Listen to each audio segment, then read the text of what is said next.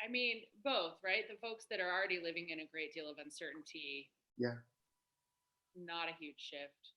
Folks that are not used to things changing and feel, have the real security and privilege, it's going to get increasingly more shocking, I think.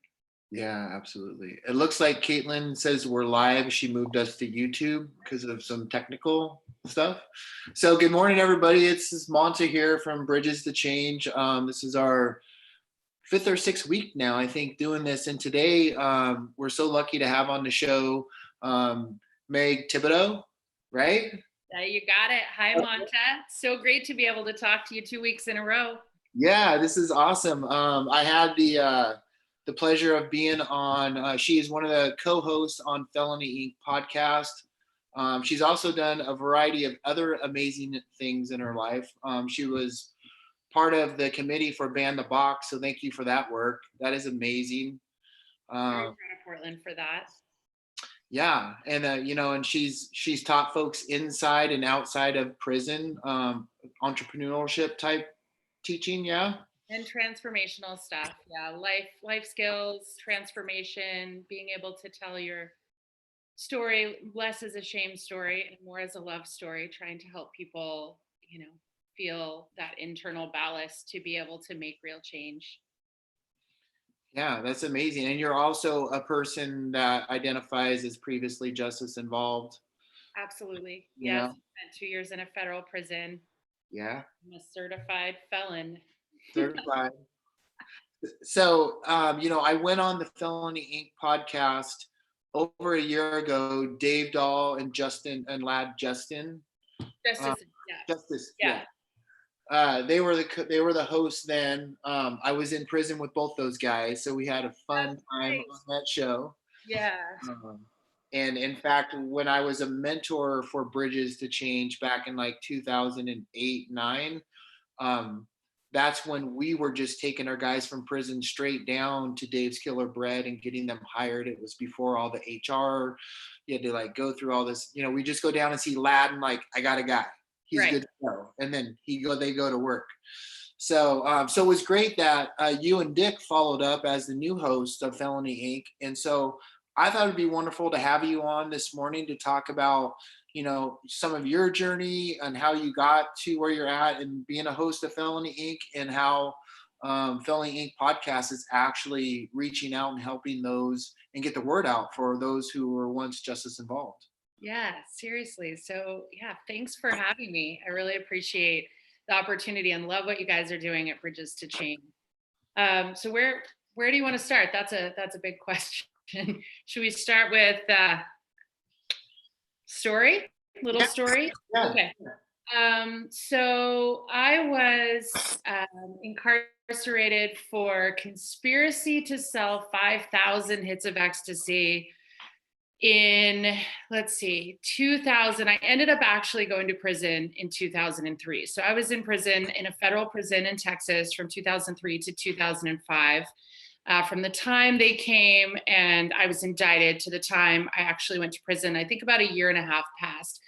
What was kind of unique, or not so unique with my story, I guess, is between the time that I was actually flying that ecstasy, it was before 9/11 that this was happening. So I was flying thousands of ecstasy pills from New York City into Springfield, Missouri, which I had some family connections in Missouri and was living in New York at the time. And between the time that I was actually selling ecstasy and the time that I was indicted and put in prison, I had a baby. Okay. So when the federal government came to my Brooklyn apartment to let me, to try to get information out of me, they sent these guys, had this very young infant. So navigating, and interestingly enough, I had also, I had gotten sober right before my baby was born. So just like not connected to any forced events, I decided to quit drinking. That's a whole other story, but, and I've been on and off, I don't have straight sobriety from there. I spent about 10 years sober, though. I'm pretty proud of that. Did some controlled drinking after that. And now I choose not to drink. It has never served my higher purpose or anyone around me. So I had gotten sober, I had had a baby, and I'd had this massive transformation before I actually went to prison. So it felt particularly cruel, I guess, to me to have to go. It was a real interesting process of getting there and going through the feelings of, this is not me, I don't belong here. I'm this whole different kind of person. I see a lot of that now as definitely privileged thinking. It took me a while to actually get to the place where I was like, wow, I do belong here. I fucked up. I made choices for better or worse. I also think I'm an amazing entrepreneur, but I definitely can tell the story where it's the entrepreneurial spirit, the child that used to go door to door with homemade bookmarks for sale, right? Right. It was a much bigger return on investment, Yeah. but it was a lot different feeling. And there's a lot of deep-seated issues that went into that as well, with my self-esteem and the things that I didn't have available to me in terms of support systems and stuff. But it's a long time ago now, so I can tell the story with a little bit more detachment. But that process of getting to the place where I realized that, this is, these are human beings, that was big for me. And that's been something I've really wanted to take with me forward, is that I, as this privileged white woman, I didn't, I didn't think that they were me, right? It was like, I am not them. These people that are in prison did something to get here, and I'm somehow better because I've transformed myself or whatever. That real feeling of we're all human beings. I have really tried to take whatever those privileges were that made me blind to begin with and use them to try to uplift voices that just don't get heard. I think it's really the common feeling that folks that end up in prison or institutions like that did something to get there. Well, you should have thought of that before you sold the ecstasy. You should have thought of that before you did X, Y, and Z, right? And to realize that so many more complex factors go into that, and that it's wildly important that the voices of people in those places get heard, so that the rest of people can understand the travesty that is happening to a huge population, primarily people of color, of human beings, right? So I try to, it just feels really deep for me to be able to, like the Felony podcast, be able to have a platform that folks who may not ordinarily get heard get to use their voice. And hopefully the folks that are listening can be inspired by people that they see themselves in. Does that make sense? Yeah. And did you feel like, and by the way, my last prison sentence was 2003 to 2005 too. Oh yeah. Solidarity. Do you feel like you were able to kind of wrestle with those thoughts that you just shared while you were incarcerated, and then while you were in the feds? I think about just kind of the disparities around, the delivery or possession of crack cocaine opposed to powder cocaine. And did you learn about how, in this case, people of color are impacted by those sentencing guidelines and those disparities that exist, especially in the federal system?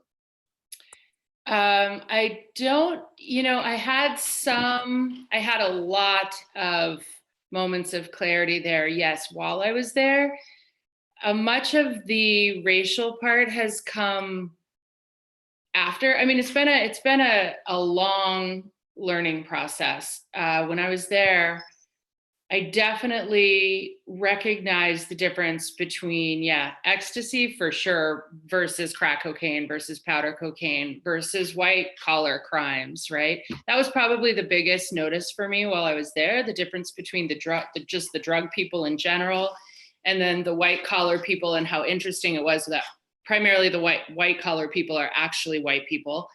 And that those folks were somehow, I don't know that they were treated better, but respected in some way more. There's a different vibe about that. And that never made sense to me, that people that were doing actually kind of straight work, I'm selling you drugs for money, I'm not stealing from you. That there, to me, felt like an ethical difference that was not being accurately uh, perceived. And then I did do a ton of reading. I'm a voracious reader, and certainly prison, I was reading a jillion times more than normal. I did get my hands on the new Jim Crow by Michelle Alexander while I was in prison, which I'd recommend anyone in or out of prison read, unless maybe you're a person of color in prison. It's pretty triggering. It's important information to see how this system is massively motivated by racism.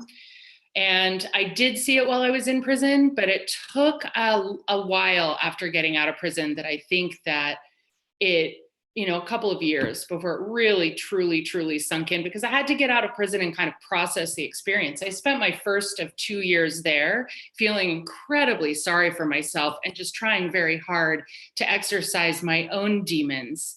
I was lonely. I was isolating myself by doing this us and them thing, not understanding, why I was there. I had done a lot of transformational work getting sober, but the shock to the system of going to prison, of having to forget everything I know about how to live and learn an entirely new culture, entirely new set of cultural rules. It's really shocking and traumatic. Yeah. So when you did finally release, and um, what kind of sprung you off on really wanting to help others and really dive into this work that you're doing right now in terms of helping others who were previously just as involved and getting the word out? Like, I'm sure there was a whole process, and maybe some of it was just organically, or So, yeah, probably a little of both. I mean, I probably have, um, some proclivity. I've been a writer and storyteller for my whole life.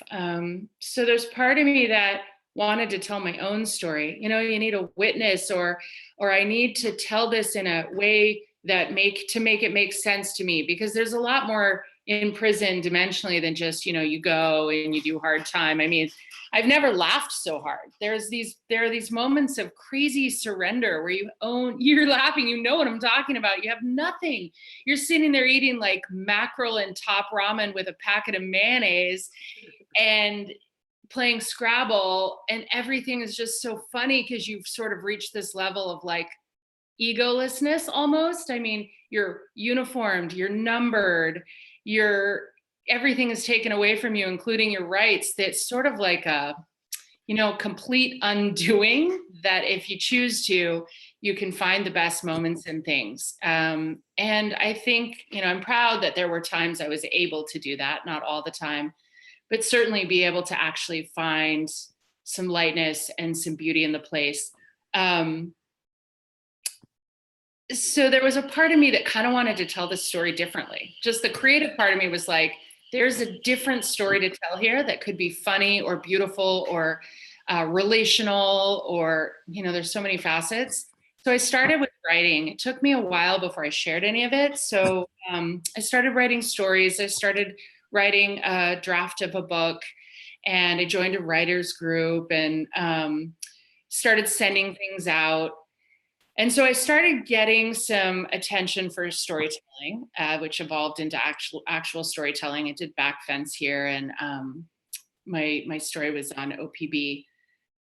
It was fun. I was able to just tell this like story. I wasn't trying to do anything with it. I didn't totally understand the power of story. I just knew it was enjoyable, and I was getting this incredible feedback, which was surprising to me because I didn't expect the feedback I got. I expected to be judged, or I expected that I would tell a funny story and people would just laugh. The primary feedback I was getting was, wow, you're so brave. You've come through this thing.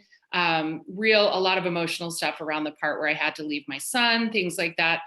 That, I think, is when it really started to two things. I started to understand the power of story. You tell your own story the best story that's told is one that you're willing to let go of and allow someone else to use to articulate something inside themselves, right? So it's like you tell it as a gift, not from your own ego, but as something a little bit more um, collective, something that everyone might feel, even if they haven't had that exact experience.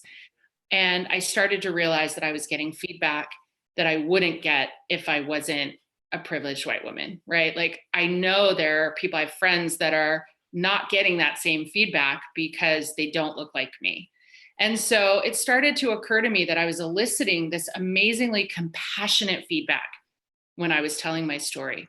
And how could I work with that? I started to find out that there were some folks doing, I had already had a couple of businesses. I had a yoga studio. I was a nutrition coach. So I was starting to, and entrepreneurship goes way back, even past the ecstasy. The bookmark story was real. I found out about a group in New York, Defy Ventures, teaching entrepreneurship to folks that had been released from prison. So I called them up and they said, yes, come spend a day teaching in our classroom. And I flew myself to New York, took my son with me. He was born in New York, so it was his first trip to New York, little guy, single mom. So that was a fun trip. And he came into the classroom with me. I spent a day teaching these guys. I ended up being able to mentor a couple of them, guys and women. It was a co-ed group, and stayed with them. I ended up flying back to New York several times to mentor and judging their final pitch competition, which Cosmart won. I don't know if you know Cosmart. He's smart. He's quite now. He's adorable. He's done really well for himself.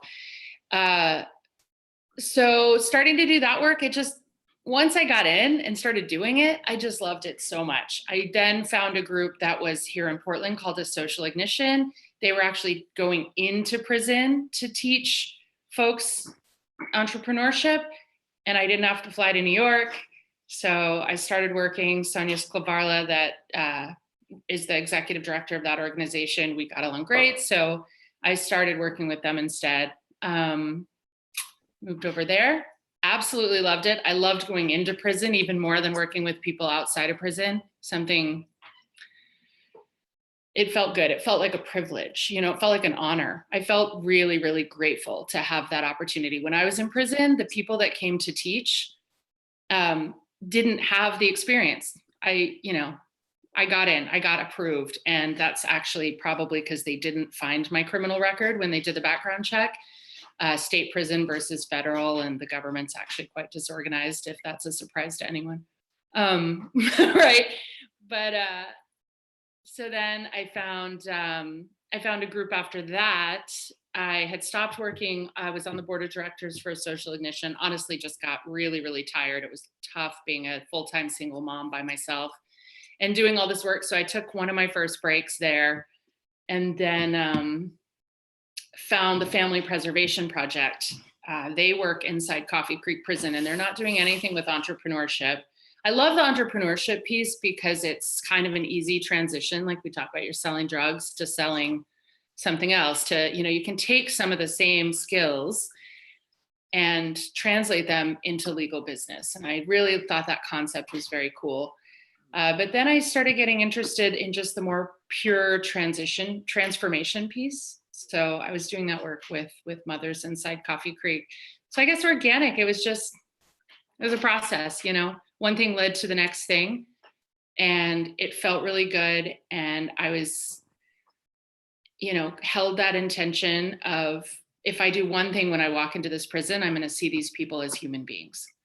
And if I can just bring that to the table, because I didn't have that in prison. I didn't feel like anyone came in that looked at me or any of my fellow inmates as people. We were inmates. So that's kind of been the driving force, I guess. Long-winded answer to your big question. Oh, that's super. What would you is the most common for folks on the podcast? I didn't quite catch that question. It looks like our Zoom is making my audio. Ask me one more time. Can you hear me now? Yeah, a little bit. What is the most common theme you hear from folks that are on your show over at the Felony Inc. podcast? Um, I think that the most common theme, that's an interesting question. Gratitude, humility, and service.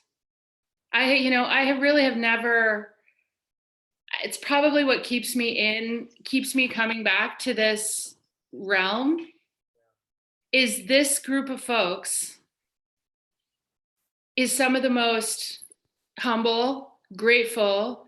Um, it would be great if everyone had the desire to be better people that folks that have been through the justice system have. And, they say like psychologically, it takes a kind of hitting bottom to want that, but it's powerful to witness. It's spiritual, it's not small. And that's what we get a lot of on the podcast that I feel is really, it's like folks that have experienced a kind of grace. There's real power in those stories that everyone can use. And it, would be great if those, even now more than ever, it feels like the coronavirus, has made the voices of the celebrity class so much less interesting. We don't want to hear about how celebrities are quarantined with their private gyms and all those things. It's so much less interesting than other stories, right? I want to hear from people who know what it's like to have hardship. That's wisdom that our society, I think, really, really desperately needs. And it's moving. Every week I get to hear a story that just includes somebody having a real moment of having to look at themselves, humbly recognize that they're not all that they thought they were, or even maybe hope to be, and be able to pivot that into something really generous. I don't think we've had one guest that is not using their experience out there to help uplift other people like yourself. It never gets old. And I think what I like about the show is that for folks that could be just coming getting out and they're listening to the show and they have that desire to make some brave steps and do something different, and then they hear the stories of success and gratitude and just kind of like moving through change, and that I think that does empower people who are just like waiting for someone to say you can do it. It's Yeah, absolutely. how many folks do you think you guys are reaching? Can you tell if people are hearing your podcast outside of the country, or is it mostly in the United States? It's mostly in the United States. There's some international, but it's mostly in the United States. I haven't seen the numbers in a little while. But people are listening. We've got numbers. I don't always know what all those are. The podcast is on loads of platforms. But we have numbers and they're growing. We've changed a couple times. Dave and Ladd were the hosts, and Dick and I are now in there. And there was another host in between briefly. And so we'll see. We have high hopes for all the people we can reach. Ned Space and Startup Radio Network are supportive and lovely people that care a lot about helping people make it, helping people figure out how to start their own business and have that kind of freedom, which I think is really has an extra importance for folks that have been through the justice system. As I'm sure you're well aware, we talked about ban the box at the beginning of the show that took the box off. Employment applications, housing can still be difficult. There are things that are difficult. And even though the box isn't on every employment application, having a felony conviction can really inhibit how, folks' ability to get a job, get a good job, be treated well in the workplace. And so entrepreneurship for folks that have a felony history can be a really helpful and attractive option. So I have one of my last questions that I had today was, well, since you're just an amazing all-around human being and you're an entrepreneur, how is COVID impacting what you might have going on? So, yeah, COVID has really done a number on my paradigm. Some for better, some for worse. I definitely have the privilege of being able to shelter at home and take care of myself. That's, no small thing. I have outdoor space, those kinds of things. But I'm currently co-owner of Skyline Tavern Project here in Portland, and we are a nonprofit tavern that funds experiments in art and ecology. We do all kinds of different projects. Um, and of course, our tavern piece is no longer open to the public. So we have closed down. We actually closed down a couple of days before we were mandated to. Our last night, COVID was just kind of hitting the news. And we're sitting in this place. We had a live band that night watching people. I don't drink personally. And so and it's helpful as a bar owner to be sober because keeping an eye on making sure everyone's safe. And I'm looking out and people are consuming alcohol and they're starting to get very huggy. It's a small space and noticing how much people touch each other. We decided to close down the next day. Okay. And then I think 2 days later, maybe 3 days later, it was mandated. It's been a real experience having to lay off our entire staff. I am very entrepreneurial. It's not a problem to think about pivoting and being creative. And we have, more than just the tavern going on up here with the art stuff. So, we just don't know. We've really landed in a place where our future is so uncertain. I think the future of the service industry is so uncertain. And we're holding space, we're holding space for whatever happens next may be very, very different than what we've been doing so far. And we can get both sad and excited about that prospect. But I think the big work now is holding space, just holding space for not knowing. So personally, we have been really working hard to slow down. I saw a beautiful quote that says, "These times are urgent. We must slow down." And so the practice is, how slow can we go? How slow can we go? Are we in a rush to do anything right now? Are we in a rush to make any decisions? So we'll see. I think a new business concept may be on the horizon. Next phase 2 or phase 10, entrepreneurial phase 10. Always remain. Well, I want to really thank you for taking the time. I know you have the Felony Inc. podcast live, I think, in 30 minutes to prepare. 30 minutes, 10 o'clock. It'll be on startupradionetwork.com. All right. Thank you, and be blessed, and have a great rest of the sun's out. Enjoy it in your nice little forest. Likewise. Have a great day. Thanks so much for chatting with me this morning, Monta. It's really a pleasure to know you. You as well. Take care.